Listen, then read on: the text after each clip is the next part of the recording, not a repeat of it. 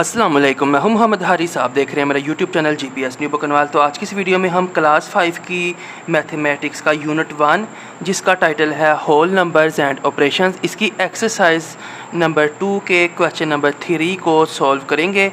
Question number 1 और question number 2 की जो वीडियोज़ हैं वो चैनल पर ऑलरेडी अपलोड हैं, आप उनको जाकर चेकआउट कर सकते हैं। 3, 4, 5 और सो ऑन। आज की इस वीडियो में हम इन सवालात को हल करेंगे। तो ये स्टेटमेंट्स पर मुश्तमिल जो सवालात हैं इनको रियल लाइफ प्रॉब्लम्स भी कहा जाता है। तो सबसे पहले हम इसको उर्दू ट्रांसलेशन में समझेंगे और इसके बाद हम इसको बाकायदा हल करेंगे। तो वीडियो ज़्यादा लंबी हो जाएगी, इस वजह से मैं हर सवाल की जो स्टेटमेंट है वो यहाँ पर नहीं लिखूँगा। स्टेटमेंट हम किताब से पढ़ेंगे और फिर इसको जो हम सॉल्यूशन है वो लाइव यहाँ पर हल करेंगे। अगर आप मेरे चैनल पर नए हैं तो जल्दी से चैनल को सब्सक्राइब करके बेल आइकन पर टैप कर लें। वीडियो आपको पसंद आए तो चैनल को सब्सक्राइब करने के साथ साथ हर वीडियो को आप लाइक भी लाजमी किया करें। बिना टाइम ज़ाया किए हम अपनी आज की वीडियो का आगाज़ करते हैं। तो क्वेश्चन नंबर 3 है हमारे पास सादिया के बारे में। सादिया बाउट का मतलब होता है ख़रीदा। प्लॉट कहते हैं खाली ज़मीन को जिसके ऊपर हम घर तमीर करते हैं। तो सादिया ने एक प्लाट ख़रीदा। RS यानी कि रुपीज़ यानी कि रुपये 659,814 6,59,814 रुपये। तो यानी कि सादिया ने 6,59,814 रुपये में एक प्लॉट ख़रीदा। प्लॉट खाली ज़मीन को कहते हैं जिस पर हम मकान बनाते हैं। एंड अनदर प्लॉट, और एक दूसरा प्लॉट भी ख़रीदा, क्योंकि एंड इसी के साथ बाउट के साथ रिलेट कर रहा है। तो सादिया ने पहले इतने पैसों का एक प्लॉट ख़रीदा और फिर एंड और अनदर प्लॉट एक दूसरा प्लॉट ख़रीदा फॉर कितने पैसों में? RS 799,999 यानी कि 7,99,999 रुपये में एक दूसरा प्लॉट ख़रीदा। Find the total amount she spent. तो आपने बताना है कि टोटल यानी कि कुल उसने यानी कि सादिया ने कितने पैसे खर्च किए, अमाउंट कितनी रकम उसने खर्च की। तो इसको हम हल करने से पहले सबसे पहले जो हमें पहले वैल्यू दी गई है इसको और फिर जो दूसरी वैल्यू दी गई है इसको, इन दोनों को हम आपस में या तो हम जमा करेंगे या फिर हम तफरीक करेंगे। और वो हमें कैसे पता चलेगा? सवाल की उर्दू की जो है ट्रांसलेशन जो है उसको देखकर। अब वो कह रहा है कि उसने एक प्लाट इतने पैसों का ख़रीदा है, दूसरा प्लाट इसने इतने पैसों का ख़रीदा है। तो आपने बताना है उसने टोटल कितने पैसे खर्च किए हैं। तो ये ऐसे ही है जैसे मैं बाज़ार से ये पेन 15 रुपये का लेकर आऊँ और ये वाला मार्कर 20 रुपये का लेकर आऊँ और फिर मैं आपसे पूछूं मैंने टोटल कितने पैसे खर्च किए हैं। तो आप क्या करेंगे? जमा करेंगे। 15 में 20 जमा करेंगे और इस तरह हम कह देंगे कि हम 35 रुपीज़ में ये दोनों चीज़ें लेकर आए हैं। तो ये सवाल जमा का है। सबसे पहले हम क्या करेंगे, जो पहली वैल्यू है उसको हम लिखते हैं ऊपर, जो कि है 659। ये सोल्यूशन जो है आप जो है साथ लाजमी लिखेंगे हर सवाल में। 659,814। आगे आप बता दें, ये ऑप्शनल है। अगर आप पेपर में ये चीज़ लिखेंगे तो भी ठीक है, नहीं लिखेंगे तो भी ठीक है। तो अगर आप अच्छा इंप्रेशन देना चाहते हैं, अगर आप पोजीशन होल्डर बच्चे हैं तो आप ये सात चीज़ लिख सकते हैं। तो आपने ये यहाँ से ही अमाउंट के स्पेलिंग देखे, अमाउंट ऑफ फर्स्ट प्लॉट की स्पेलिंग भी आप यहाँ से देख लेंगे। तो ये हमारे पास आ जाएगी अमाउंट ऑफ फर्स्ट प्लॉट। फिर उसने दूसरा प्लॉट ख़रीदा ये वाला, तो ये हम दाएं तरफ से जो है हर वंस के नीचे वंस, टेंस के नीचे टेंस, हंड्रेड्स के नीचे हंड्रेड्स और थाउजेंड्स के नीचे थाउजेंड्स, 10,000 के नीचे 10,000 और 100,000 की जो प्लेस है उसके नीचे 100,000 की प्लेस वाला जो डिजिट है वो लिख देंगे। अब इसको हमने प्लस करना है। तो अब ये जो वैल्यू थी इसके नीचे भी हम जो सवाल से ही देखकर मेंशन कर देंगे अमाउंट ऑफ, ये जो उसने दूसरा प्लॉट ख़रीदा था ये उसको अनदर प्लॉट। तो ये आपने मेंशन कर दिया दोबारा से कि ये ऑप्शनल है। इंग्लिश आप लिख भी देंगे तो भी ठीक है, आपका एक अच्छा इंप्रेशन पड़ेगा। लेकिन अगर आप इसको नहीं याद कर पा रहे तो आप सिर्फ ये आंसर निकाल सकते हैं। अब हम जमा करेंगे। जमा की जो कैरी किस तरह करते हैं वो सारी बातें मैंने क्वेश्चन नंबर 1 में आपको बता दी थी। उम्मीद है आपने वो वीडियो लाजमी देख ली होगी। अब इसके अंदर मैं टू द पॉइंट सोल्व करूँगा। अब हम 4 में 9 जमा करेंगे तो हमारे पास आएगा 13। 13 का 3 नीचे आएगा और 1 टेंस पे है, टेंस प्लेस पर है वो आगे चला जाएगा। 1 में 1 ऐड किए 2, 2 में 9 ऐड किए तो 11 का 1 यहाँ पर आएगा और आगे वाला 1 जो है अगले कॉलम में चला जाएगा। 8 में 1 यानी कि 1 में 8 ऐड किए 9 में 9 ऐड किए 18, 8 नीचे और 1 ऊपर। 1 में 9 ऐड करेंगे 10 में 9 ऐड करेंगे 19, 9 नीचे 1 ऊपर। अब 5 में 1 ऐड करेंगे 6 में 9 ऐड करेंगे 15, 5 नीचे 1 ऊपर। और 1 में 6 ऐड करेंगे 7 में 7 ऐड करेंगे 4 नीचे 1 ऊपर। लेकिन आगे हमारे पास कोई भी कॉलम बाकी नहीं बचा। इसका मतलब ये है कि इधर भी 0 है, इधर भी 0 है और ऊपर ये जो 14 का 1 जाएगा। 1 + 0 1, 1 + 0 1 और ये 1 वैसे का वैसे। तो ये हमारा सवाल ख़त्म हो गया। अब जो उसने पूछा था फाइंड द टोटल अमाउंट, तो जो हमने ये जवाब निकाला है इसके आगे हम लिख देंगे टोटल अमाउंट। ये जो हमने यहाँ से ही स्पेलिंग देख के लिख देने हैं और यही हमारा जो है आंसर है। इस तरह से हमने क्वेश्चन नंबर 3 को हल कर लिया। मेरी कोशिश होगी मैं सारे सवालात हल करने के बाद आपको एक छोटी सी ट्रिक बताऊं कि पेपर में अगर आपको ये सवालात आ जाएं तो आपको कैसे पता चलेगा कौन सा सवाल जमा का है या कौन सा तफरीक का है। ये उन बच्चों के लिए है जिनको अल्फाज के मानी याद रखना मुश्किल है, लेकिन अगर आप 1 बाय 1 जैसे मैंने ये सवाल को करवाया है इसी तरह समझेंगे तो उम्मीद है आपको कोई भी सवाल डिस्टर्ब नहीं करेगा। हर सवाल आपको बेहद आसान महसूस होगा। पहला सवाल जमा का था, उसने 2 प्लॉट ख़रीदे थे। हमने बताना था उसने कुल कितने पैसे खर्च किए, तो हमने दोनों की जो कीमतें थी उनको जमा करके बता दिया। टोटल जो है सादिया ने 145,000, इसमें बेसिकली मिलियंस में चला गया, ठीक है। तो ये हमारे पास अगर हम इसको बोलें तो ये बनेगा 1,459,813। तो ये उसने टोटल पैसे खर्च किए।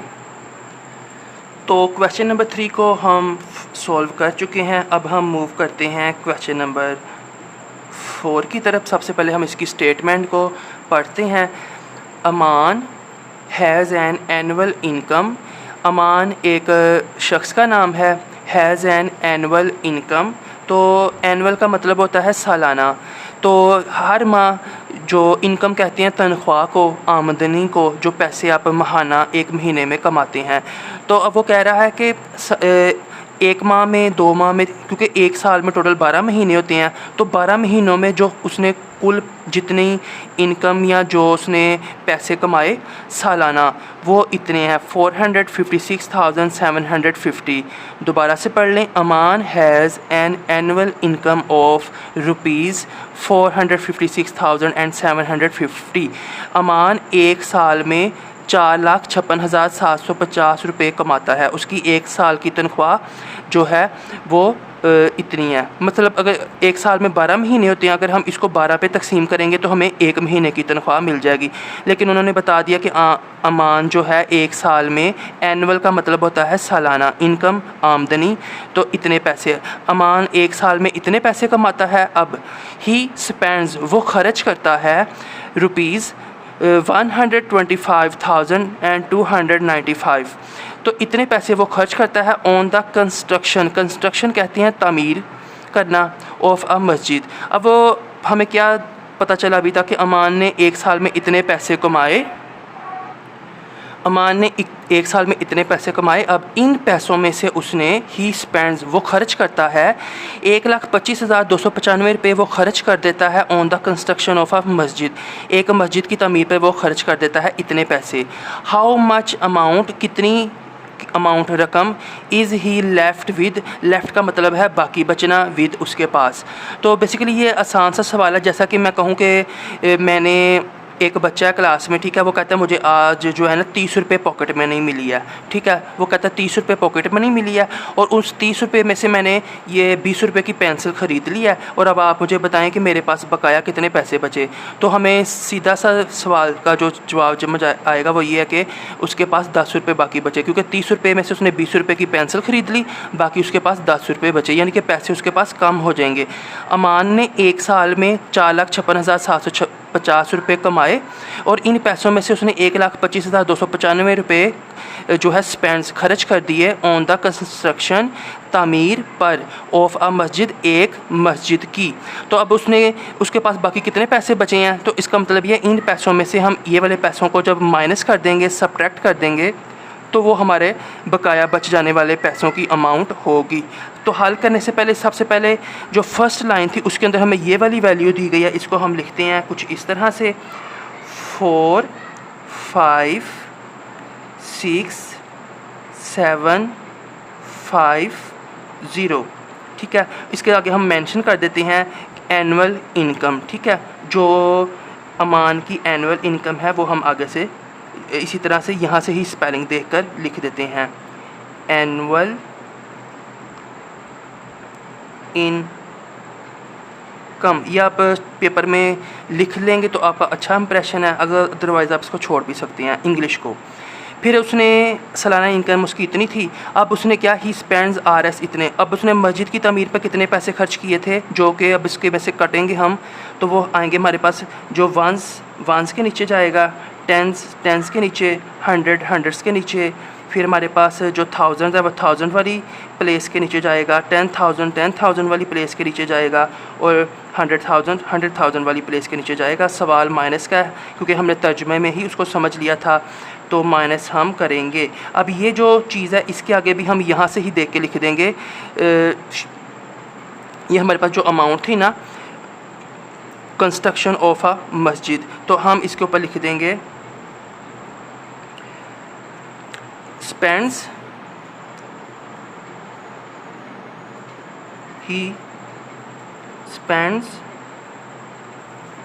ऑन।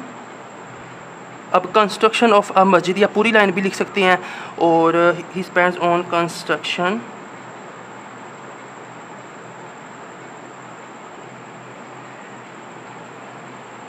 ऑफ अ मस्जिद। ठीक है, ये हमारे पास जो है इसका रेफरेंस आ गया। अब हमने माइनस करना है। अब यहाँ पर 0 है, ये मैंने सारी डिटेल के साथ आपको कॉन्सेप्ट यहाँ पर समझाए थे। तो हम क्या करेंगे, 5 में से 12 लेंगे तो ये बन जाएगा हमारे पास 10, और इस 5 की जगह पे ये मुझे एक लाइन छोड़ के नीचे लिखना चाहिए था, लेकिन मिस्टेक हो गया, कोई इशू नहीं है, आप ऐसे ही करेंगे हम। तो ये हमारे पास 5 की जगह पे 4 10s बाकी बचेंगे। ये एक 10 इसको दे दिया तो 10 + 0 10 बन गया। 10 में से 5 काटेंगे, हमारे पास 5 बच जाएगा। अब 4 10s हैं, इसमें से हमने 9 काटने हैं तो वो नहीं कटेंगे। 7 में से दोबारा 12 लेंगे तो ये हमारे पास 14 बन जाएगा। अब 14 में से 9 काटेंगे तो हमारे पास 5 बचेगा, और इस वाले 7 से चूँकि हमने इसको 14 के लिए इस एक 10 हमने 4 को दिया तो 10 + 4 14। अब इस में से एक 10 कम हो जाएगा, बाकी 6 बच जाएंगे। 6 में से 2 काटेंगे तो हमारे पास बचेगा 4। 6 में से 5 काटेंगे तो 1, 5 में से 2 काटेंगे तो 3, 4 में से 1 काटेंगे तो 3, और हमारा सवाल ख़त्म हो जाएगा। उसने पूछा था how much amount is he left, तो इसके आगे हम लिख देंगे अमाउंट ही लेफ़्ट, यहाँ से ही लेफ़्ट विद, तो ये आगे हम ऐसे ही लिख देंगे और ये हमारा आंसर है। मतलब अब उसके पास, अमान के पास इतने पैसे बाकी बचे हैं, 1 साल में उसने इतने पैसे कमाए और 1 साल में उसने इतने पैसे मस्जिद की तमीर पे खर्च किए, तो बकाया उसके पास कितने पैसे रह गए, इतने रह जाएंगे। तो ये हमारा सवाल भी ख़त्म हुआ। तो नेक्स्ट हम क्वेश्चन नंबर 5 की तरफ चलते हैं। तो क्वेश्चन नंबर 5 थोड़ा सा लेंथी है लेकिन इजी है।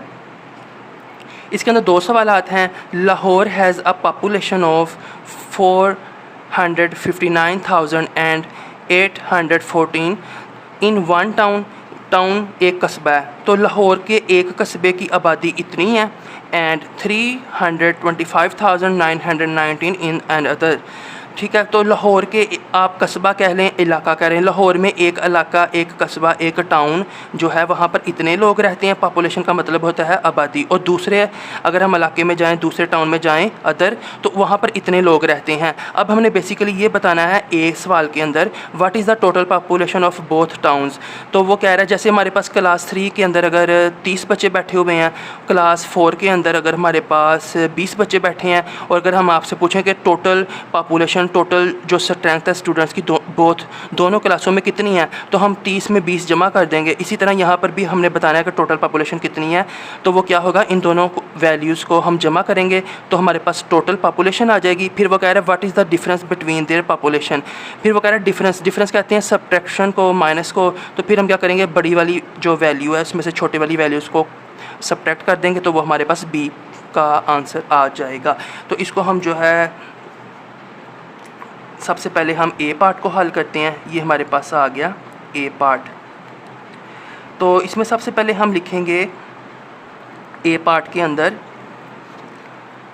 ये जो पहले टाउन की पॉपुलेशन है इसको हम लिख देते हैं ऐसे 4 5 9 8 1 4 8 1 4। ब्रैकेट में आप ऑप्शनल लिख दें पॉपुलेशन यानी कि आबादी ऑफ वन टाउन, एक कस्बे की जो आबादी है वो इतनी है। ठीक हो गया।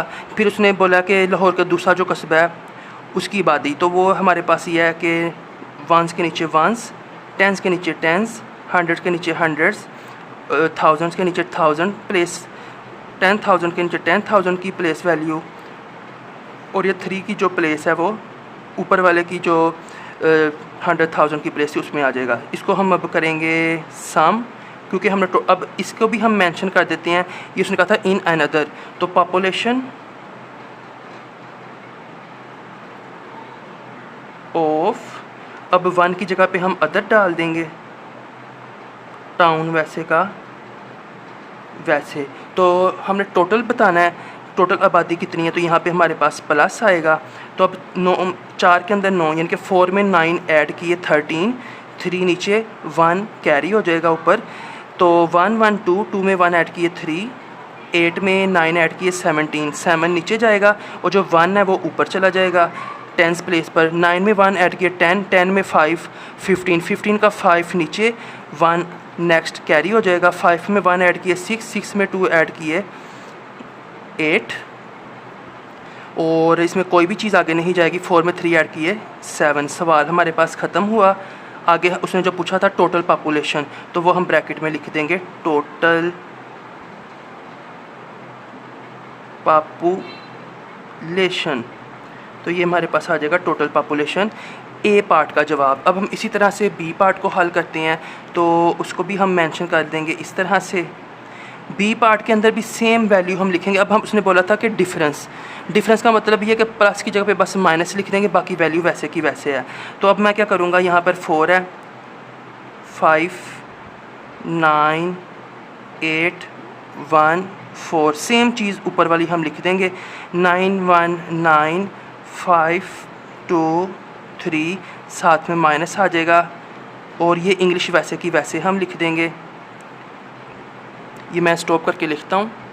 तो ये हमने लिख लिया। अब हम माइनस करेंगे, तो population of one town, population of other town. अब यहाँ पे 4 है, 4 में से 9 माइनस नहीं होते, यहाँ पे हमारे पास एक ही 10 है, ये 10 हम इसको देंगे, 10 + 4 हो जाएगा हमारे पास 14। अगर आपको ये कॉन्सेप्ट समझना है तो आप क्वेश्चन नंबर 2 की वीडियो को देख लें, क्योंकि अगर मैं यही बातें दोबारा इस वीडियो में बताऊँगा तो वीडियो काफ़ी ज़्यादा लंबी हो जाएगी। अब ये वाले एक ही 1 था, यहाँ पे बच जाएगा हमारे पास 0। 14 में से 9 को माइनस करेंगे, हमारे पास आ जाएगा 5। अब अगेन 0 में से 1 माइनस नहीं होगा, यानी कि 0 छोटी वैल्यू है, 1 बड़ी है, तो हमें यहाँ तो बराबर चाहिए होती हैं दोनों वैल्यूज़, यहाँ ऊपर वाली वैल्यू नीचे से बड़ी होनी चाहिए। अब इसको हम बड़ा करने के लिए इसके आगे जो कॉलम है, थर्ड कॉलम है, ये first column, second column, third column, fourth, fifth, sixth, तो जो थर्ड कॉलम है इसमें 8 10s हमारे पास मौजूद हैं। इनमें से हम एक 10 उठा के इसको देंगे, 10 + 0 ये हमारे पास 10 हो जाएगा, और यहाँ पर 8 में से बाकी 7 10s बच जाएंगे। अब 10 में से 1 को हमने माइनस किया तो बच जाएगा 9, अब 7 में से 9 अगेन इशू है कि ये माइनस नहीं हो सकता।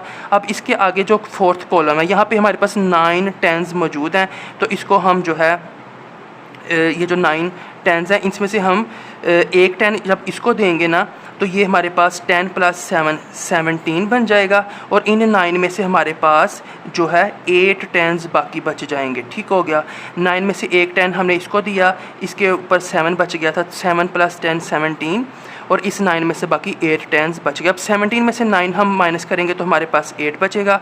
ये आप फिर आगे चलेंगे तो 8 में से 5 माइनस हो सकते हैं क्योंकि 8 5 से बड़ा है, या बड़ा होना चाहिए या बराबर। 8 में से 5 काटेंगे तो हमारे पास 3 आ जाएगा, 5 में से 2 काटेंगे तो हमारे पास 3 आ जाएगा, और 4 में से 3 काटेंगे तो हमारे पास 1 बच जाएगा। उसने पूछा था डिफरेंस, तो डिफरेंस ऑफ पॉपुलेशन आप डिफरेंस ऑफ पॉपुलेशन साथ में लिख देंगे, और ये हमारे पास यही हमारा आंसर है, इसका आंसर। और ये आंसर आप यहाँ पे भी लिख सकते हैं जैसे मैंने ऊपर लिखा था, और लेफ़्ट साइड पे भी लिख सकते हैं। यूँ इस तरह से हमारे पास जो क्वेश्चन 5 है वो सॉल्व हो गया। इसको आप जो है नोट कर सकते हैं। तो क्वेश्चन 5 को हम यहाँ पर करेंगे स्टॉप, और चलेंगे हम क्वेश्चन 6 की तरफ। तो पहले हम क्वेश्चन 6 की स्टेटमेंट को पढ़ लेते हैं। अब इसमें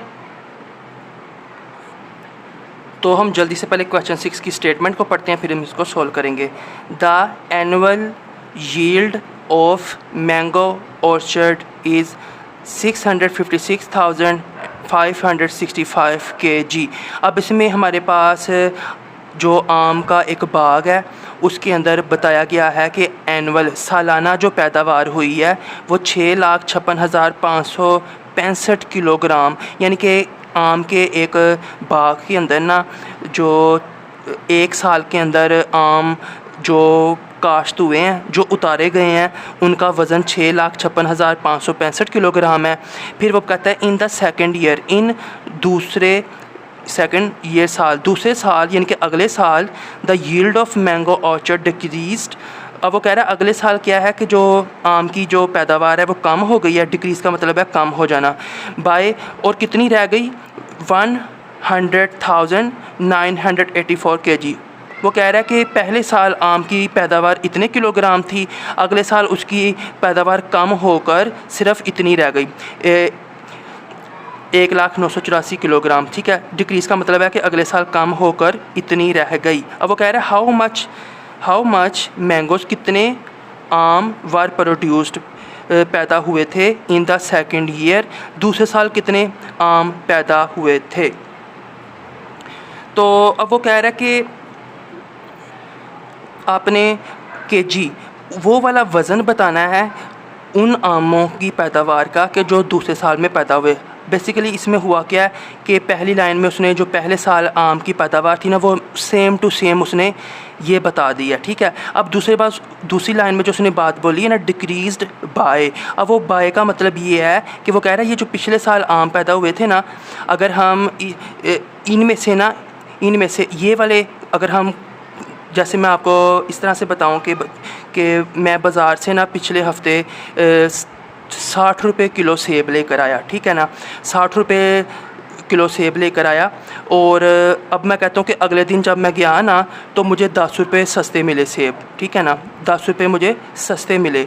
अब मैंने ये इनडायरेक्ट बात की है कि पिछले हफ्ते मुझे सेब जो थे वो 60 रुपये किलो मिले थे, अब जो मुझे सेब मिले हैं ना वो 10 रुपये सस्ते मिले हैं पिछले हफ्ते की निस्बत। अब मुझे कहना तो ये चाहिए कि मुझे 50 रुपये किलो सेब मिले हैं, लेकिन मैं उसको किस तरह बोल रहा हूँ कि मुझे 10 रुपये किलो, क्योंकि पीछे वाली जो बात है वो मैंने अगले बंदे को बता दी हुई है। तो अब मैं कह रहा हूँ कि मुझे जो सेब है ना वो 10 रुपये सस्ते मिले हैं।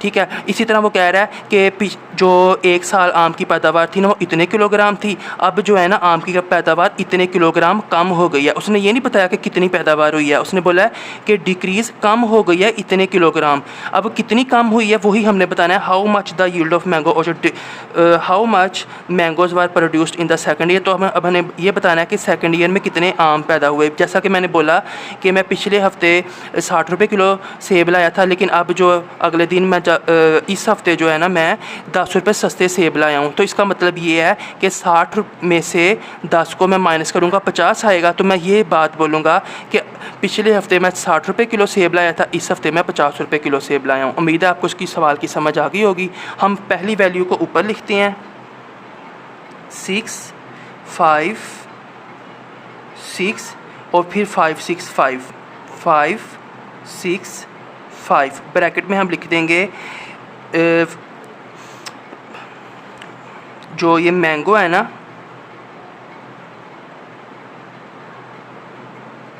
इन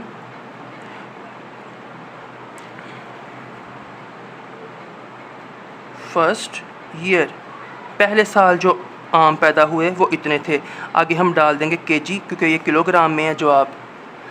और आगे वो कह रहा है कि इन द सेकंड ईयर में जो है ना इतने वो काम पैदा हुए। तो बेसिकली जवाब तो हमने ये वाला निकालना है ना, तो इतने आम कम पैदा हुए, ठीक है ना।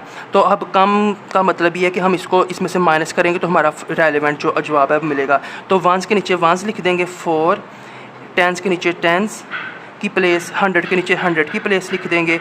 इसकी ये जो 1000 की प्लेस है उसके नीचे 1000 की, इसी तरह 0 0 और 100,000 ये हमारे पास इस तरह से आ जाएगा।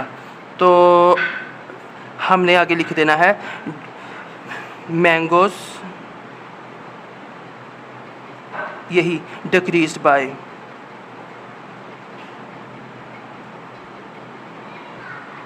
राइटिंग थोड़ी ख़राब है क्योंकि एंगल थोड़ा टफ़ होता है। मुझे बुक की तरफ भी देखना है, सफ़े की तरफ भी देखना है, कैमरे में भी देखना है कि कोई पेज कैमरे से बाहर ना निकल जाए। तो राइटिंग थोड़ी ख़राब है लेकिन उम्मीद है आपको ये रीडेबल होगी। तो हमने चूँकि ये बताना है, जैसे वही बात दोबारा कि मैं कल 60 रुपये किलो सेब लाया, आज मैं 10 रुपये सस्ते सेब लाया हूँ।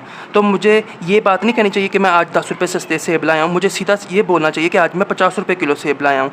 तो वो कैसे मुझे पता चलेगा? 10 में जो 60 है उसमें से मैं 10 माइनस करूँगा तो 50 का जवाब आएगा। इसी तरह दूसरे साल कितनी आम की पैदावार हुई, इतनी कम हुई थी ना, तो इसको हम इसमें से माइनस कर देंगे तो जवाब आएगा वो एग्जैक्ट हमें पता चल जाएगा। अब 5 में से 4 माइनस किए 1, 6 में से 8 माइनस नहीं होंगे, इसके अंदर 5 टेंस हैं, एक 10 इसको देंगे, 10 + 6 ये 16 हो जाएगा हमारे पास। इसके अंदर बाकी 4 टेंस बचेंगे, 16 में से 8 काटेंगे तो हमारे पास आ जाएगा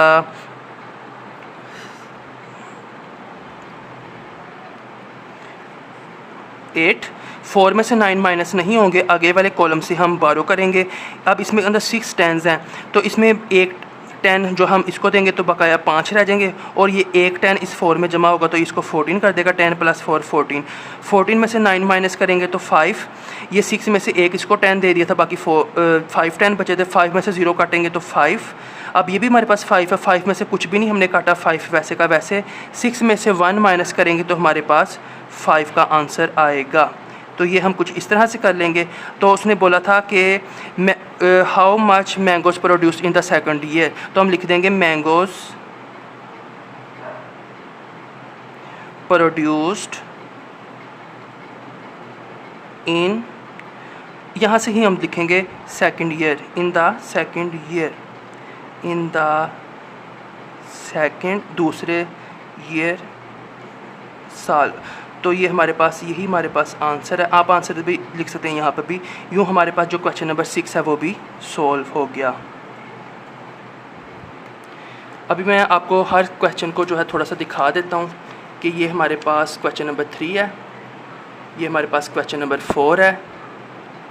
आप वीडियो को रोक कर देख सकते हैं। क्वेश्चन नंबर 5 का ए पार्ट है, और ये हमारे पास क्वेश्चन बी है 5 का बी पार्ट, और ये दोनों पार्ट मैंने एक ही फ्रेम के अंदर आपको शो कर दिए।